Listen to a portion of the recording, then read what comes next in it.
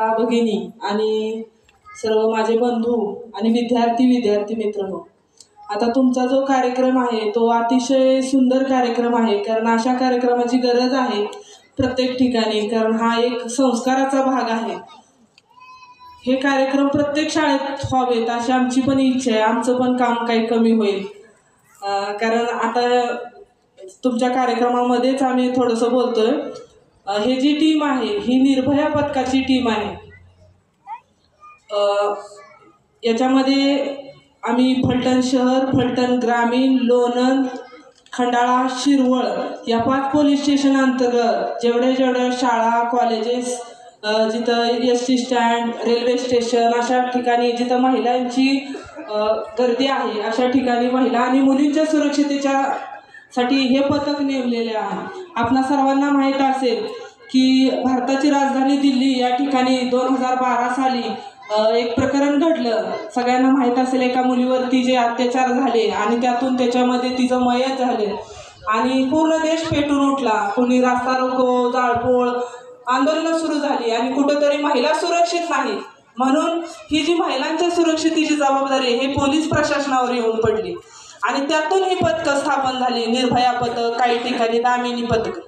तर हे पथक काय काम करतं, आम्ही प्रत्येक शाळेमध्ये जाऊन मुलांना मार्गदर्शन करतो की मुलांनी कसं राहिलं पाहिजे। त्यांच्या हातून जर या वयामध्ये कळत न कळत एखादी घटना घडली किंवा एखादा गुन्हा दाखल झाला तर भविष्यात त्याचे परिणाम काय होतील यासाठी प्रत्येक शाळेवरती जाऊन मार्गदर्शन करत असतो। परंतु प्रत्येक मुलं घरी सांगतातच असं नाही। तर हा एक मी चांगला कार्यक्रम म्हणेल की जिथं महिला पालकांची एवढी उपस्थिती आहे। तर मी डायरेक्ट पालकांसाठी काही बोलणार आहे। तर आपण बघताय आपली मुलं खूप म्हणजे आता बघितलं सगळ्यांना कौतुकाचा सोहळा, प्रत्येकाला असं वाटतं की आपल्या मुलाचं कौतुक व्हावं, परंतु हे पण महत्त्वाचं आहे की त्याच्या हातून कुठलीही चूक होऊ नये आणि जेणेकरून आपल्याला जसं आता त्यांनी ताठ मानेने पालकांना सुद्धा सोबत यायला सांगितलं आणि त्याच्या हातून जर काही चूक घडली तर साहजिकच आपली मान खाली जाणार आहे। तर ही वेळ आपल्यावर येऊ नये म्हणून आपण काय केलं पाहिजे, आपलं काही कर्तव्य आहे किंवा पालकांचं तर कर्तव्य आहेच आहे, परंतु विद्यार्थ्यांना सुद्धा आपण व्यवस्थित सांगितलं पाहिजे समजून की बाबा समाजामध्ये कसं वागलं पाहिजे। आता ही लहान मुलं आहेत, परंतु आत्ताच त्यांना गरज आहे। जर आत्ता नाही त्यांच्यावर संस्कार झाले तर भविष्याची पिढी पूर्ण बिघडणार आहे आणि ही सगळं आपल्याच हातात काम आहे। आता सगळ्यात महत्त्वाचं महिलांसाठी मी बोलेल की आपण बघतोय की शाळेमध्ये 5 ते 6 तास मुलं असतात, परंतु राहिलेला जो वेळ आहे तो आपल्याकडेच असतात मुलं। तरी सुद्धा आपण शाळेत काय म्हणतो, जर काय झालं तर तुला शाळेत हेच शिकवलंय का, परंतु त्यांना दोष देऊ नका, आपल्याकडे पण जबाबदारी आहे।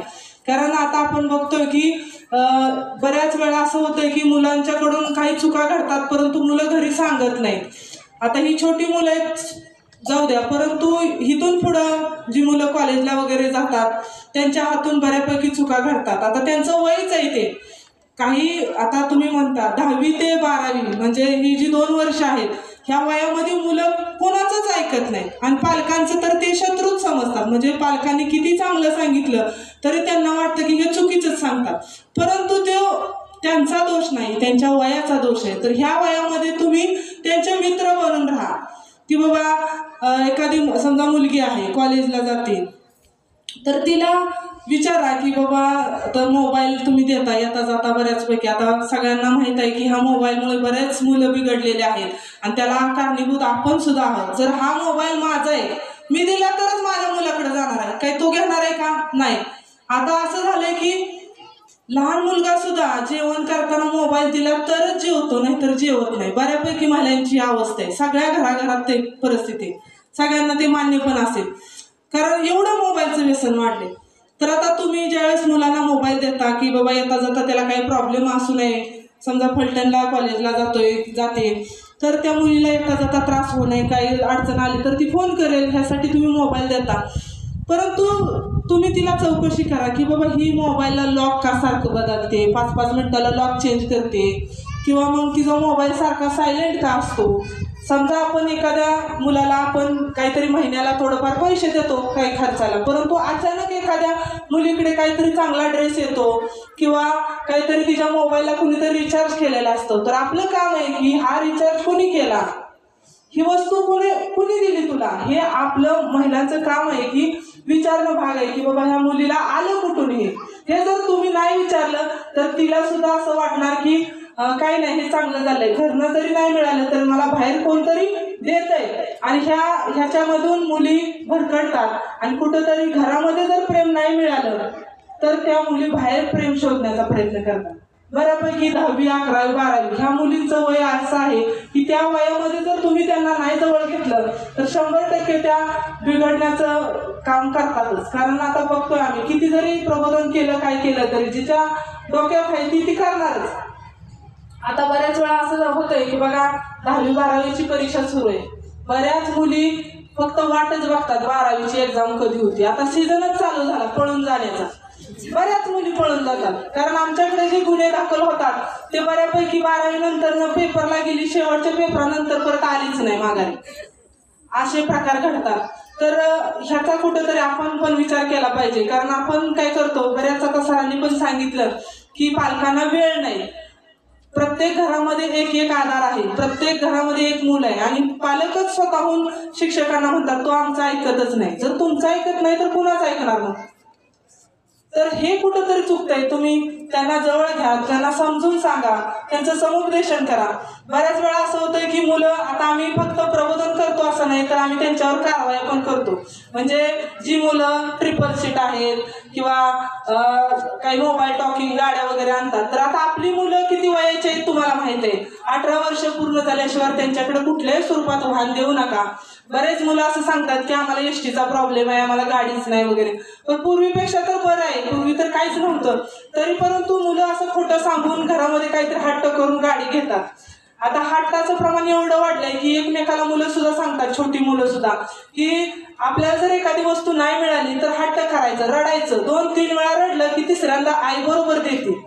तर हे जे प्रमाण आहे ते वाढत चाललंय. तुम्ही ज्यावेळेस नकार देता की तुला मोबाईल नाही मिळणार तर नाहीच मिळणार, पूर्ण नकार द्या, पूर्ण नकार द्या. तुम्ही जर कुठेतरी वाईट वाटतंय, लयच रडतोय मग देतेच, मग असं जर केलं तर त्याच्या मनाची ती मेंटॅलिटी होऊन जाते की बाबा काही नाही, 2-3 वेळा रडलं की मिळतोय आपोआप. तर ही परिस्थिती कुठेतरी बदला.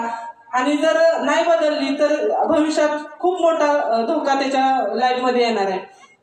आता मी वाहनांच्या संदर्भात सांगत होते की वाहनांचं प्रमाण तुम्हाला माहित आहे, आपल्या इथं आता नवीन RTO ऑफिस झालेलं आहे आणि एवढे दंड मोठे मोठे आहेत की ते दंड त्या मुलांवर नाही, डायरेक्ट तुमच्यावर दंड झाल्यासारखे आहेत.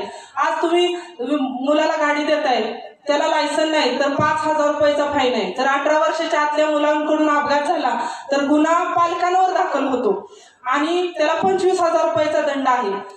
तुम्ही ट्रिपल सीट असाल 1,000 रुपयाचा फाईन आहे. पोलिसांनी हात केला, इशारा केला, थांबला नाही तरी सुद्धा 500 रुपयाचा फाईन आहे. बरेच फाईन आहेत. सगळ्यात कमी फाईन म्हटलं तर 500 रुपये. आता पहिले पूर्वीसारखं राहिलेलं नाही. आता सगळ्यांना माहित असेल की ई-चलन नावाची मशीन आहे मोबाईल सारखी प्रत्येक ट्रॅफिक अंमलदाराच्या, त्याला काही जास्त वेळ लागत नाही दंड टाकायला. तर तो जर फोटो काढला तर दुसऱ्या सेकंदाला तुम्हाला मेसेज येतो की आपलं असा रूल तोडलाय आणि त्याचा एवढा दंड आहे. तर त्या मुलांना काय वाटत नाही, कारण त्यांनी पण कुणाच तरी गाडी आणलेली असते, परंतु त्या गाडी मालकाला बरोबर दंड पडतो. तर तुम्ही गाडी देताना विचार करा. बऱ्यापैकी पुरुष मंडळी आहेत ती देत नाहीत, परंतु महिला गाडीची चावी लगेच देतात. हे आमचं अनुकरण आहे. कारण बऱ्याच वेळा आम्ही पालकांना डायरेक्ट फोन लावतो की एवढ्या लहान मुलांना तुम्ही गाडी कशी काय दिली, तर त्या पालकाला सुद्धा माहित नसतं. म्हणजे जो वडील आहेत त्यांना माहित सुद्धा नसतं की त्या मुलाला गाडी कुणी दिली ती, तर ते त्याच्या आईने दिलेली असते. तर कृपा करून तुम्ही कुठल्याही स्वरूपात मुलाला गाडी देऊ नका. कारण आपल्या इकडे एवढे अपघात होतात. ऊसाचे मोठमोठे कारखाने, कंटिन्यू ऊस वगैरे ट्रॅक्टर मोठमोठे चालू असतात आणि त्याच्यामध्ये अपघात होतात. आता पाठीमागच आम्ही पूर्ण खंडाळा तालुक्यामध्ये भादवडे म्हणून गाव आहे तिथं